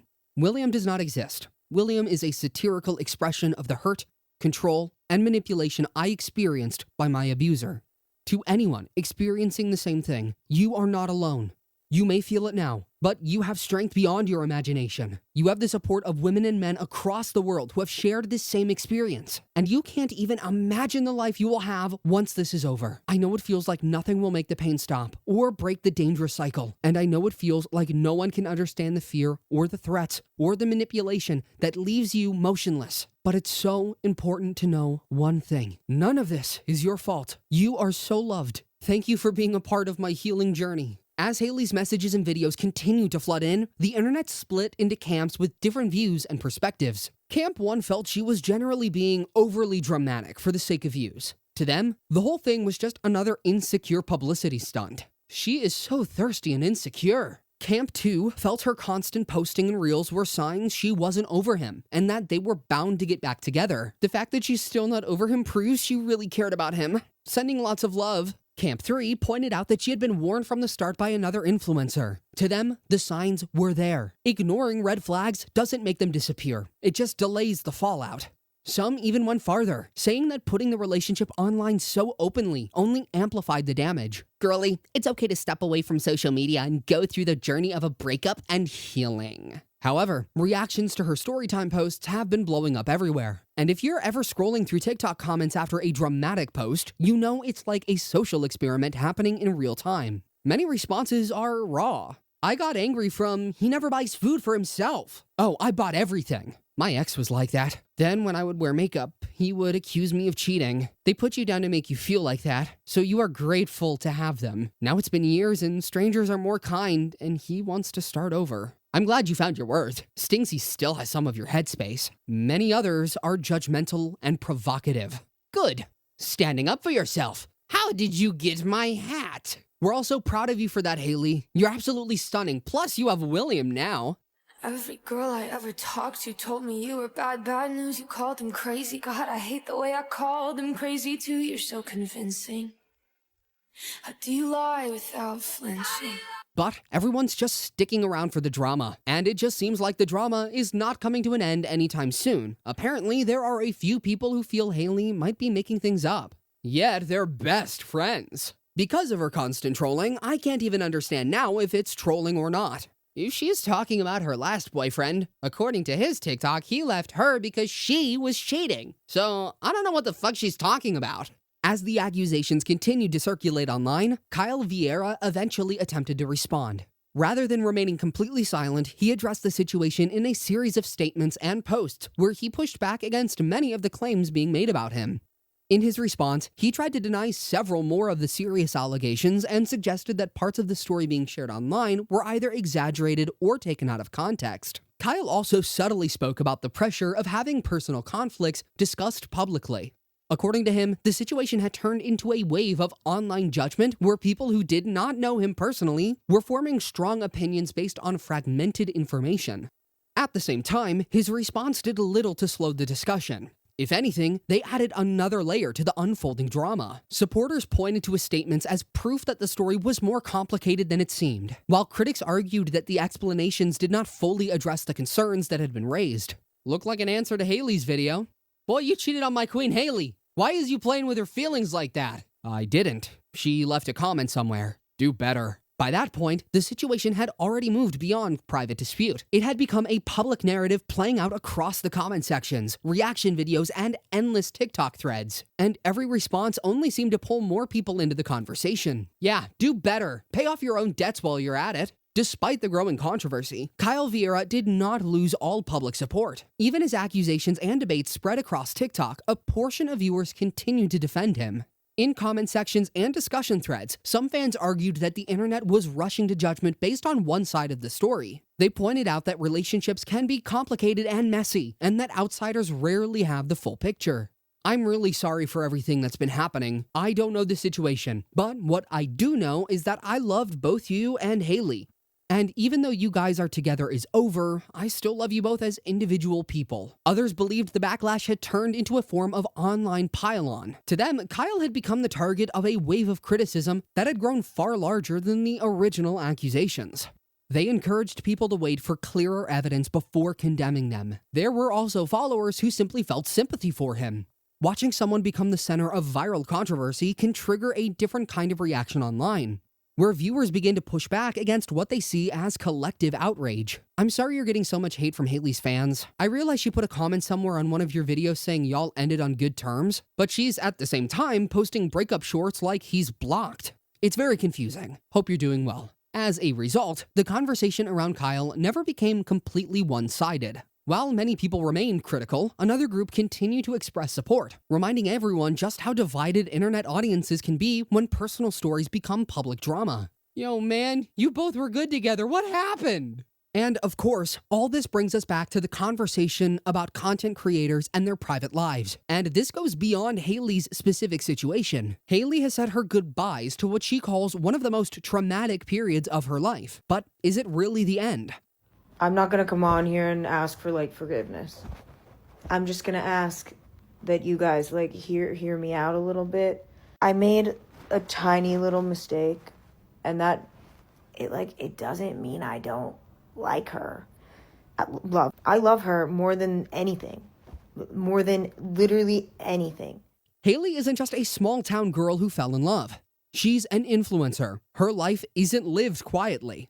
It's documented, monetized, algorithmically distributed, and that changes things. Isn't it inevitable or possible that love may become a performance? Worse than that, a paying performance. We see clips, emotional confessionals, carefully framed explanations. But we don't see the entire relationship. We never do. Love and relationships are already complicated in private life. They require patience, vulnerability, and space to grow or fall apart without an audience watching every moment. But when those same relationships become intertwined with content creation, the stakes change completely. So, is this why Haylee just had to describe her ex-husband's penis on a live stream? Okay. No, he was just Yeah. two Coke cans stacked on top of each other. Maybe even a third type shit. Yeah. Is it all just about the views with this influencer? Is every moment filtered through the possibility of views, engagement, and viral attention? That is where the real tragedy often lies. The line between genuine connection and performance becomes harder and harder to see. How is Haylee doing these days? Choose your husband, but they all come with a little something. I'm Chris. I play video games 8 hours a day. I'm really nice to you, but if I'm gaming, you don't exist to me. Hi, Queen. I'm Damon. I have an amazing closet. You can borrow anything, but I'll always like your guy friends a little better. Well, she's trying to navigate life after that episode. It was certainly a very teaching experience for all of us, and the drama doesn't seem to be coming to an end anytime soon. So she's documenting every moment, sharing every story, letting people see the messy, uncomfortable parts of moving on. When she's not doing that, she's simply chilling.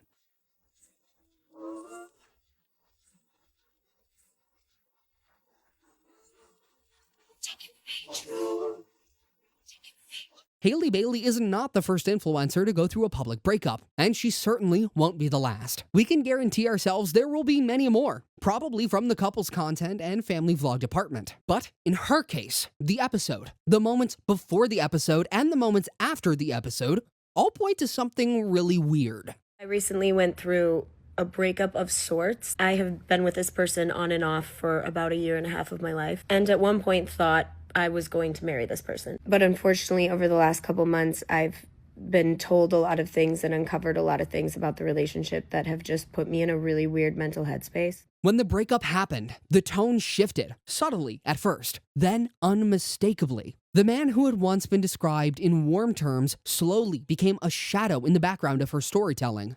Vague posts about betrayal, exhaustion, and emotional manipulation began to circulate. The implication was clear, without ever being fully spelled out. For viewers who had watched the love story unfold in real time, the transformation felt abrupt. One moment, he was the perfect partner. The next, he was a cautionary tale. And this is where things became complicated, because this is not the first time the narrative surrounding Haylee Bayley's relationships has changed so dramatically. Her ex-husband has reportedly taken legal action after she compared his size to Coke cans on a live stream. Once again, the pattern appears familiar. A relationship begins with glowing descriptions, public affection, and an image of stability. Then when the story ends, the tone reverses. After all, Haylee Bayley's online persona has always operated like an episodic series. The audience gets characters, arcs, plot twists. Seen in that light, the contradictions start to look less like accidents and more like the natural side effect of living like a performer. So, something really weird is going on with Haylee Bayley. What exactly is Haylee Bayley's story arc? We don't seem to be getting anywhere with anything going on. If we look at the timeline as a narrative, it resembles a classic influencer cycle. Rise, romance, scandal, reinvention, repeat. Each phase introduces new characters and new conflicts. Relationships become chapters, controversies become plot twists, and recovery attempts become the next season of the show. You guys, my ex just texted me. After months of silence, I win! I win! I'm gonna go block him. So, what happens next? While her lawyers are working on dismissing that lawsuit, and she's trading words with Kyle, we can always expect something dramatic. Perhaps a new relationship storyline. Perhaps a reflective era where lessons about growth and healing become the content. Or perhaps something even more cinematic. If Haylee Bayley has proven anything, it is that she understands the rules of the internet's favorite genre. At first glance, you wouldn't even notice that something is seriously wrong with this couple right here. Rafal and Leah started making content on YouTube like any other influencer couple. You know the drill. Carefully curated glimpses into their marriage, cute little moments, playful banter, all presented as harmless and wholesome. But unsurprisingly, it didn't take long for things to spiral into deeply uncomfortable and painfully cringy territory. Turns out, Leah was only 19 years old when she met her now husband, Rafal.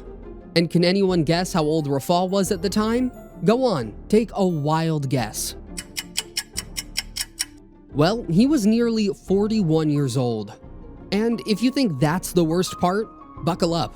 Rafal also has a daughter who's only 1 year younger than his current wife. Yes, you heard that correctly.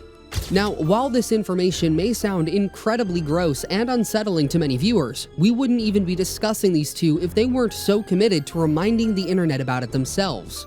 And no, we're not exaggerating. Nearly every other video they post revolves around their sordid age gap, as if it's a personality trait. And for many viewers, it's not just uncomfortable, it's downright exhausting. If all of this is already irking you, just know that this is merely the tip of the iceberg. Rafal and Leah have gone so deep into the rage-baiting playbook that they now regularly post racist garbage and deliver some of the most tone-deaf takes imaginable. Today, we're going to take a closer look at Raf and Leah's content, break down what the internet has been saying, and ask the very important question: why the hell are these two suddenly all over everyone's For You page? Both Rafal and Leah are from the United States, although Rafal also happens to be Polish. According to famous birthdays, Leah was born on October 20th, 1999, which would make her 26 years old as of now. The couple maintains a presence across Instagram, TikTok, and YouTube, and they've managed to gather a fairly solid following on all three platforms. Their YouTube channel alone sits at over 357,000 subscribers, while their TikTok account is nearing the 1 million follow mark. Not bad for a couple that, at one point, barely registered on the algorithm's radar. And here's where things start to get interesting. When Rafal and Leah first began posting on TikTok, almost nobody was watching them. Around November 2020, their shared account had roughly 10,000 followers, and the content they posted back then was not particularly problematic. At that stage, their videos look like that of any other budding influencer couple. Yes, Leah occasionally mentioned their age gap, but it wasn't the entire foundation of their online identity. Instead, the focus was mostly on couple-centered content, relationship clips, daily life moments, traveling, and mildly cringy but otherwise harmless videos. But that approach didn't last very long. It became clear rather quickly that the wholesome couple content wasn't going to bring in the kind of numbers they wanted, so naturally, they pivoted really hard. That's when they fully embraced the rage bait pipeline, and things escalated fast. Suddenly, Leah was mentioning how much older her husband was in nearly every single video. And surprise, surprise, it worked. Can you say dad, dad, dad, dad? Can you say dad's name? Can you say dad, dad, dad, dad? Nobody else but you.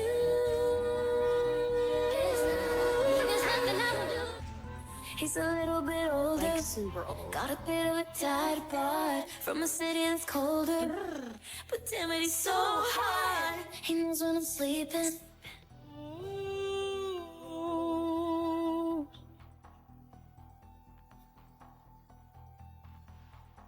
That, right there, is how they built the audience they currently have, by turning their sordid age gap into a recurring storyline and milking it for engagement. Predictably, many viewers found this revelation not quirky or edgy, but deeply unsettling.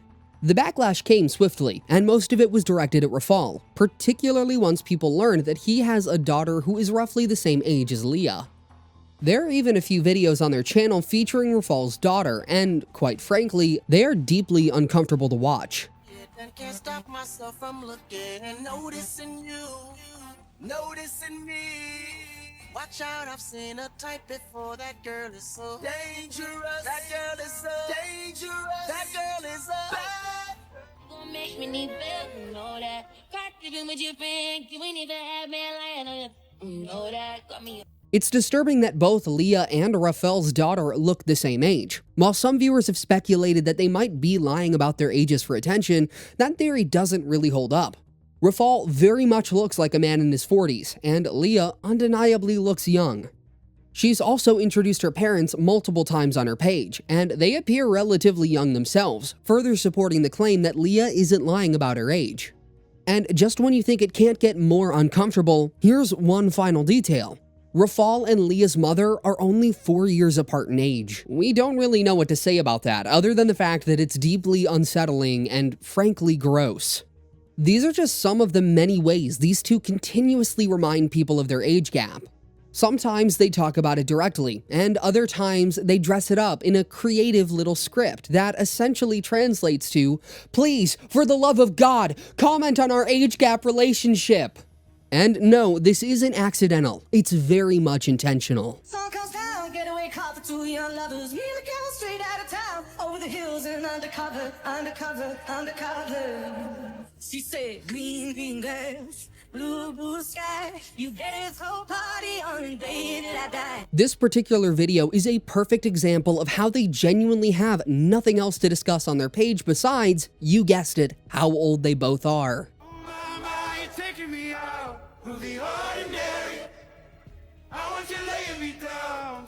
Here's another little gem, where Rafal quite literally says, "Must have been a deadly kiss. Only love can hurt like this. Only love can hurt like this." When I had moved to America at 15, wait 6 more years for my wife to be born, and then another 20 years for her to be legal, and now she's finally mine. Excuse us, what exactly are you trying to say here? That you waited around for a child to be born, then patiently waited for her to become legal so you could marry her? That's not edgy humor. That's not a joke. That's just deeply disturbing. And the fact that he thought this was appropriate to say out loud, record, and upload says far more than he probably intended. But as we've already mentioned, this constant fixation on their age gap is only the tip of the iceberg. Because once these two weirdos realized that they were gaining traction, even if most of it was negative, they leaned all the way in. That's when the rage bait really kicked into overdrive. Suddenly, their content shifted towards pushing conservative relationship talking points, where the husband is the leader and the wife proudly positions herself as a housewife who doesn't need to think too hard. Yes, really, in one video, Leah quite literally said that before meeting Rafal, she had to use her brain, and apparently, she simply couldn't live like that. This is why being a stay-at-home mom and wife has been the best thing that's literally ever happened to me. Okay, so I was 19 when I met my husband, so I was working, I had to go out in the world and use my life skills, I had to use my brain, like, I just didn't want to live my life like that, I really didn't. I'm a really smart girl, I can use my life skills if I wanted to, I just don't want to. So when I met my husband, I just felt like I wanted to be his housewife. I just felt like I would want to cook, I want to clean for him. It was like, it was calling to me, like when we got together, it was like, housewife mom now. This video alone tells you everything you need to know about her level of maturity. She genuinely seems to believe that being a housewife or a stay-at-home mother requires zero intelligence or effort. At this point, she's giving peak brain-dead influencer energy. And let's be honest, if you're desperately trying to get the algorithm to notice you, one of the most reliable rage bait topics right now is the whole trad wife nonsense.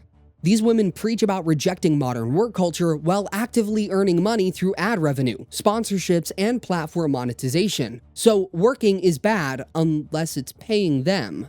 Leah isn't posting this content for fun or out of principle. She wants attention, engagement, and money.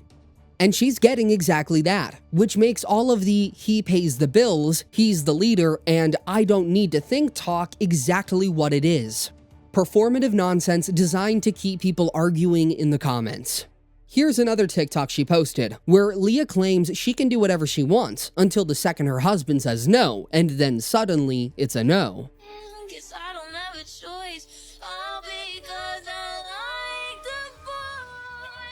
Alarmingly, there are many TikToks like this scattered across her page, and honestly, at this point, we can only hope they're not being serious and are just rage baiting, because if not, that's genuinely concerning.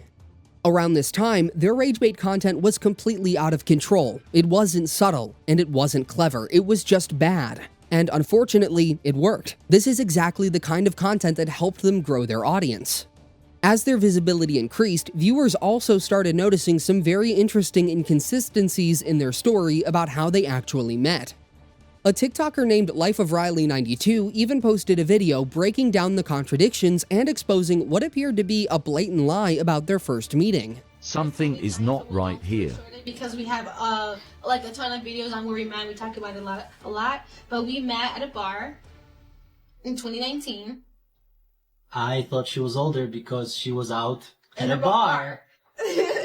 And it was she wasn't.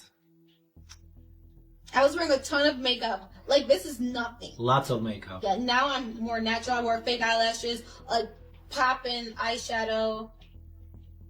I had a few drinks. Yeah, so.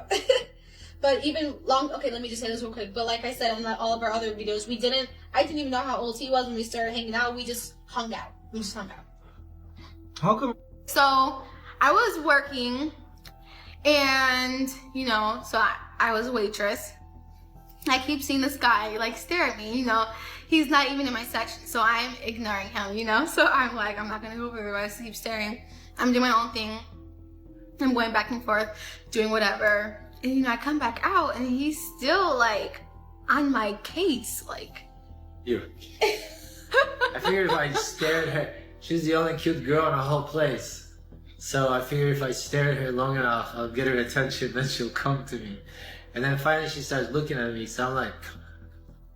Finally, I came over there. What did I get myself into? Initially, Rafal and Leah claimed that they met at a bar, with Rafal insisting he couldn't possibly have known she was only 19, because she was in a bar and wearing makeup. A truly flawless excuse, obviously, but later on, that story quietly changed. Suddenly, Leah was a waitress, and Rafal just couldn't stop staring at her. Either way, the story doesn't get less creepy, it just gets worse. How exactly is a 41-year-old man comfortable pursuing a 19-year-old who's barely finished studying calculus or figuring out how taxes work? No amount of rewritten backstory makes that acceptable. It's deeply unsettling and super freaking gross. All of this is also fueled by another theory floating around online, that Leah was actually friends with Rafal's daughter. And that's how they really met. Leah has since denied this claim and stated that the story is completely false. Oh my gosh, people are so loony. So right now I'm gonna answer some assumptions about myself and my husband. This one is the internet's favorite. I was friends with my husband's daughter when we met. That's going to be a hard no. She actually lives in a different state, so we would have never crossed paths, like ever. I wrecked my husband's first marriage. That's also going to be a no. My husband got divorced in 2000, and that'll be 25 years ago now. That would have made you like 2 years old. That would have been pretty impossible for a toddler to recommend. I have daddy issues. Also, no, I swear I was loved. I was raised by my stepfather since I was a newborn baby, so I've always had a father in my life. Can a girl just live and like old men? Come back for part 2. Sure, maybe the story is false, but the problem is we genuinely don't know how they met, because they can't seem to keep their story straight. And when someone keeps changing details about something this sensitive, people are generally going to assume the worst case scenario. And guess what? Nobody actually spread this rumor about her. They just believed what she herself said in one of her videos. Dark energies we don't touch, artillery's beyond touch, and I got a colorful aura, like I got neon guts. But that's not exactly the only odd detail about how their relationship supposedly began. Because TikToks like this exist on their account, where Rafal casually claims he never liked black women, but somehow thought Leah was exotic. My name is Pink and I'm really glad to meet you. You're recommended to me by some people. Hey, ooh, is this illegal? Hey, ooh, it feels illegal. This video opens the door to a much bigger issue. The fact that both of them may have repeatedly pushed content that is, quite frankly, incredibly racist. They became oddly obsessed with discussing their own skin colors, their bloodlines, their races, and most disturbingly, their daughter's skin color and racial identity. That last part is where it gets especially uncomfortable. For reasons no one asked for, Leah constantly repeats the narrative that Raf never liked black girls, but she still managed to get him to marry her, as if that's some kind of accomplishment and a flex. I don't wanna have you to hold me down. You say I can make you feel good.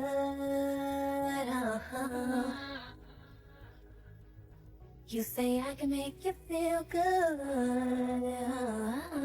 And that's just scratching the surface. There are countless videos on their page where they say deeply racist and unsettling things with the most casual tone imaginable. For example, there's a clip where they literally suggest that anyone can say the N-word, and the statement is coming from Leah herself. I just to the neck, but now I'm trophied up. I'm saying like, bing, bop, boom, boom, boom, bop, bam. The type of shit I'm on, you wouldn't understand. Now, for someone who constantly talks about race and skin color, Leah doesn't exactly demonstrate much compassion or respect for her own community.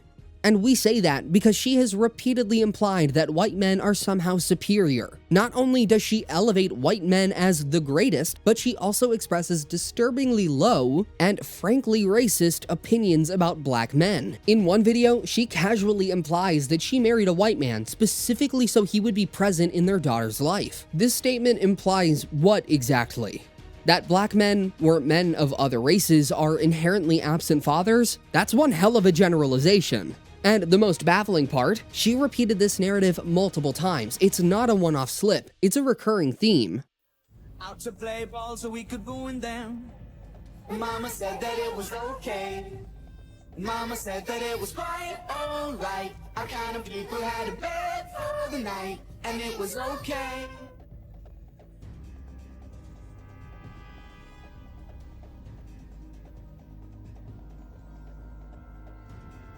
Oh, I love you so. You know I love you so.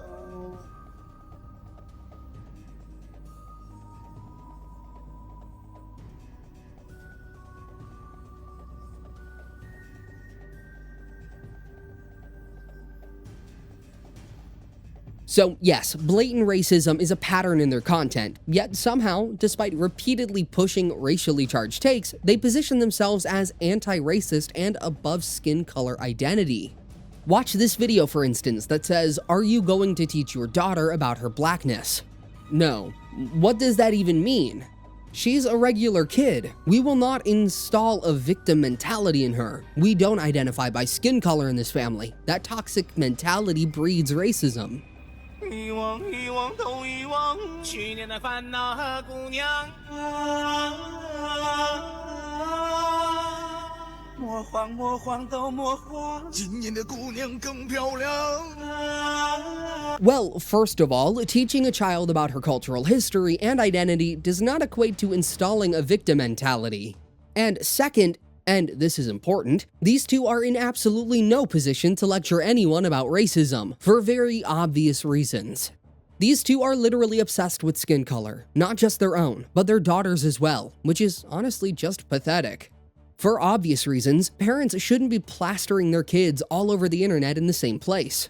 But if they insist on doing that, the absolute bare minimum would be not dissecting their child's looks and racial identity for engagement. Yet both Raf and Leah seem deeply preoccupied with the fact that their daughter doesn't look mixed. They've posted countless videos analyzing her features, her complexion, and whether she passes as one race or another. And if that wasn't enough, Rafal posted a particularly enraging video that will genuinely boil your blood. Sugar, oh honey, honey, you are my candy girl. Again, we understand the formula. They say something outrageous, people flood the comments, and the algorithm pushes it farther. But using your extremely young daughter, her racial identity, her skin tone, as a prop for rage bait, that's just gross. At this point, it wouldn't even surprise us if most of this strategy was Raf's idea. No wonder a 19-year-old felt impressed by him, because the intellectual bar does not appear to be very high here. At the end of the video, we would like to show you a video that Leah posted on their TikTok, and it says, "When they say my husband will leave me for a younger woman, me remembering that I'm 26, but look 18. One. Block. So, let's unpack that. She's essentially implying that her 45-year-old husband is attracted to 18-year-olds. Ugh. Brother, ugh. What's that? Sometimes it genuinely feels like we need to log off of the internet permanently. Why are people like this rewarded with platforms? It's beyond us. And the frustrating part is they're not even unique. Scroll through TikTok long enough and you'll find dozens of creators who've turned rage bait into a full-time career. We've even covered some of them before. Mama C, for example, the mother who built an audience by lying, scamming, and fabricating stories about social benefits. Or Natalie Reynolds, whose entire brand revolves around provoking outrage. In fact, in her pursuit of attention, she once pushed a woman into a lake, and that woman nearly drowned.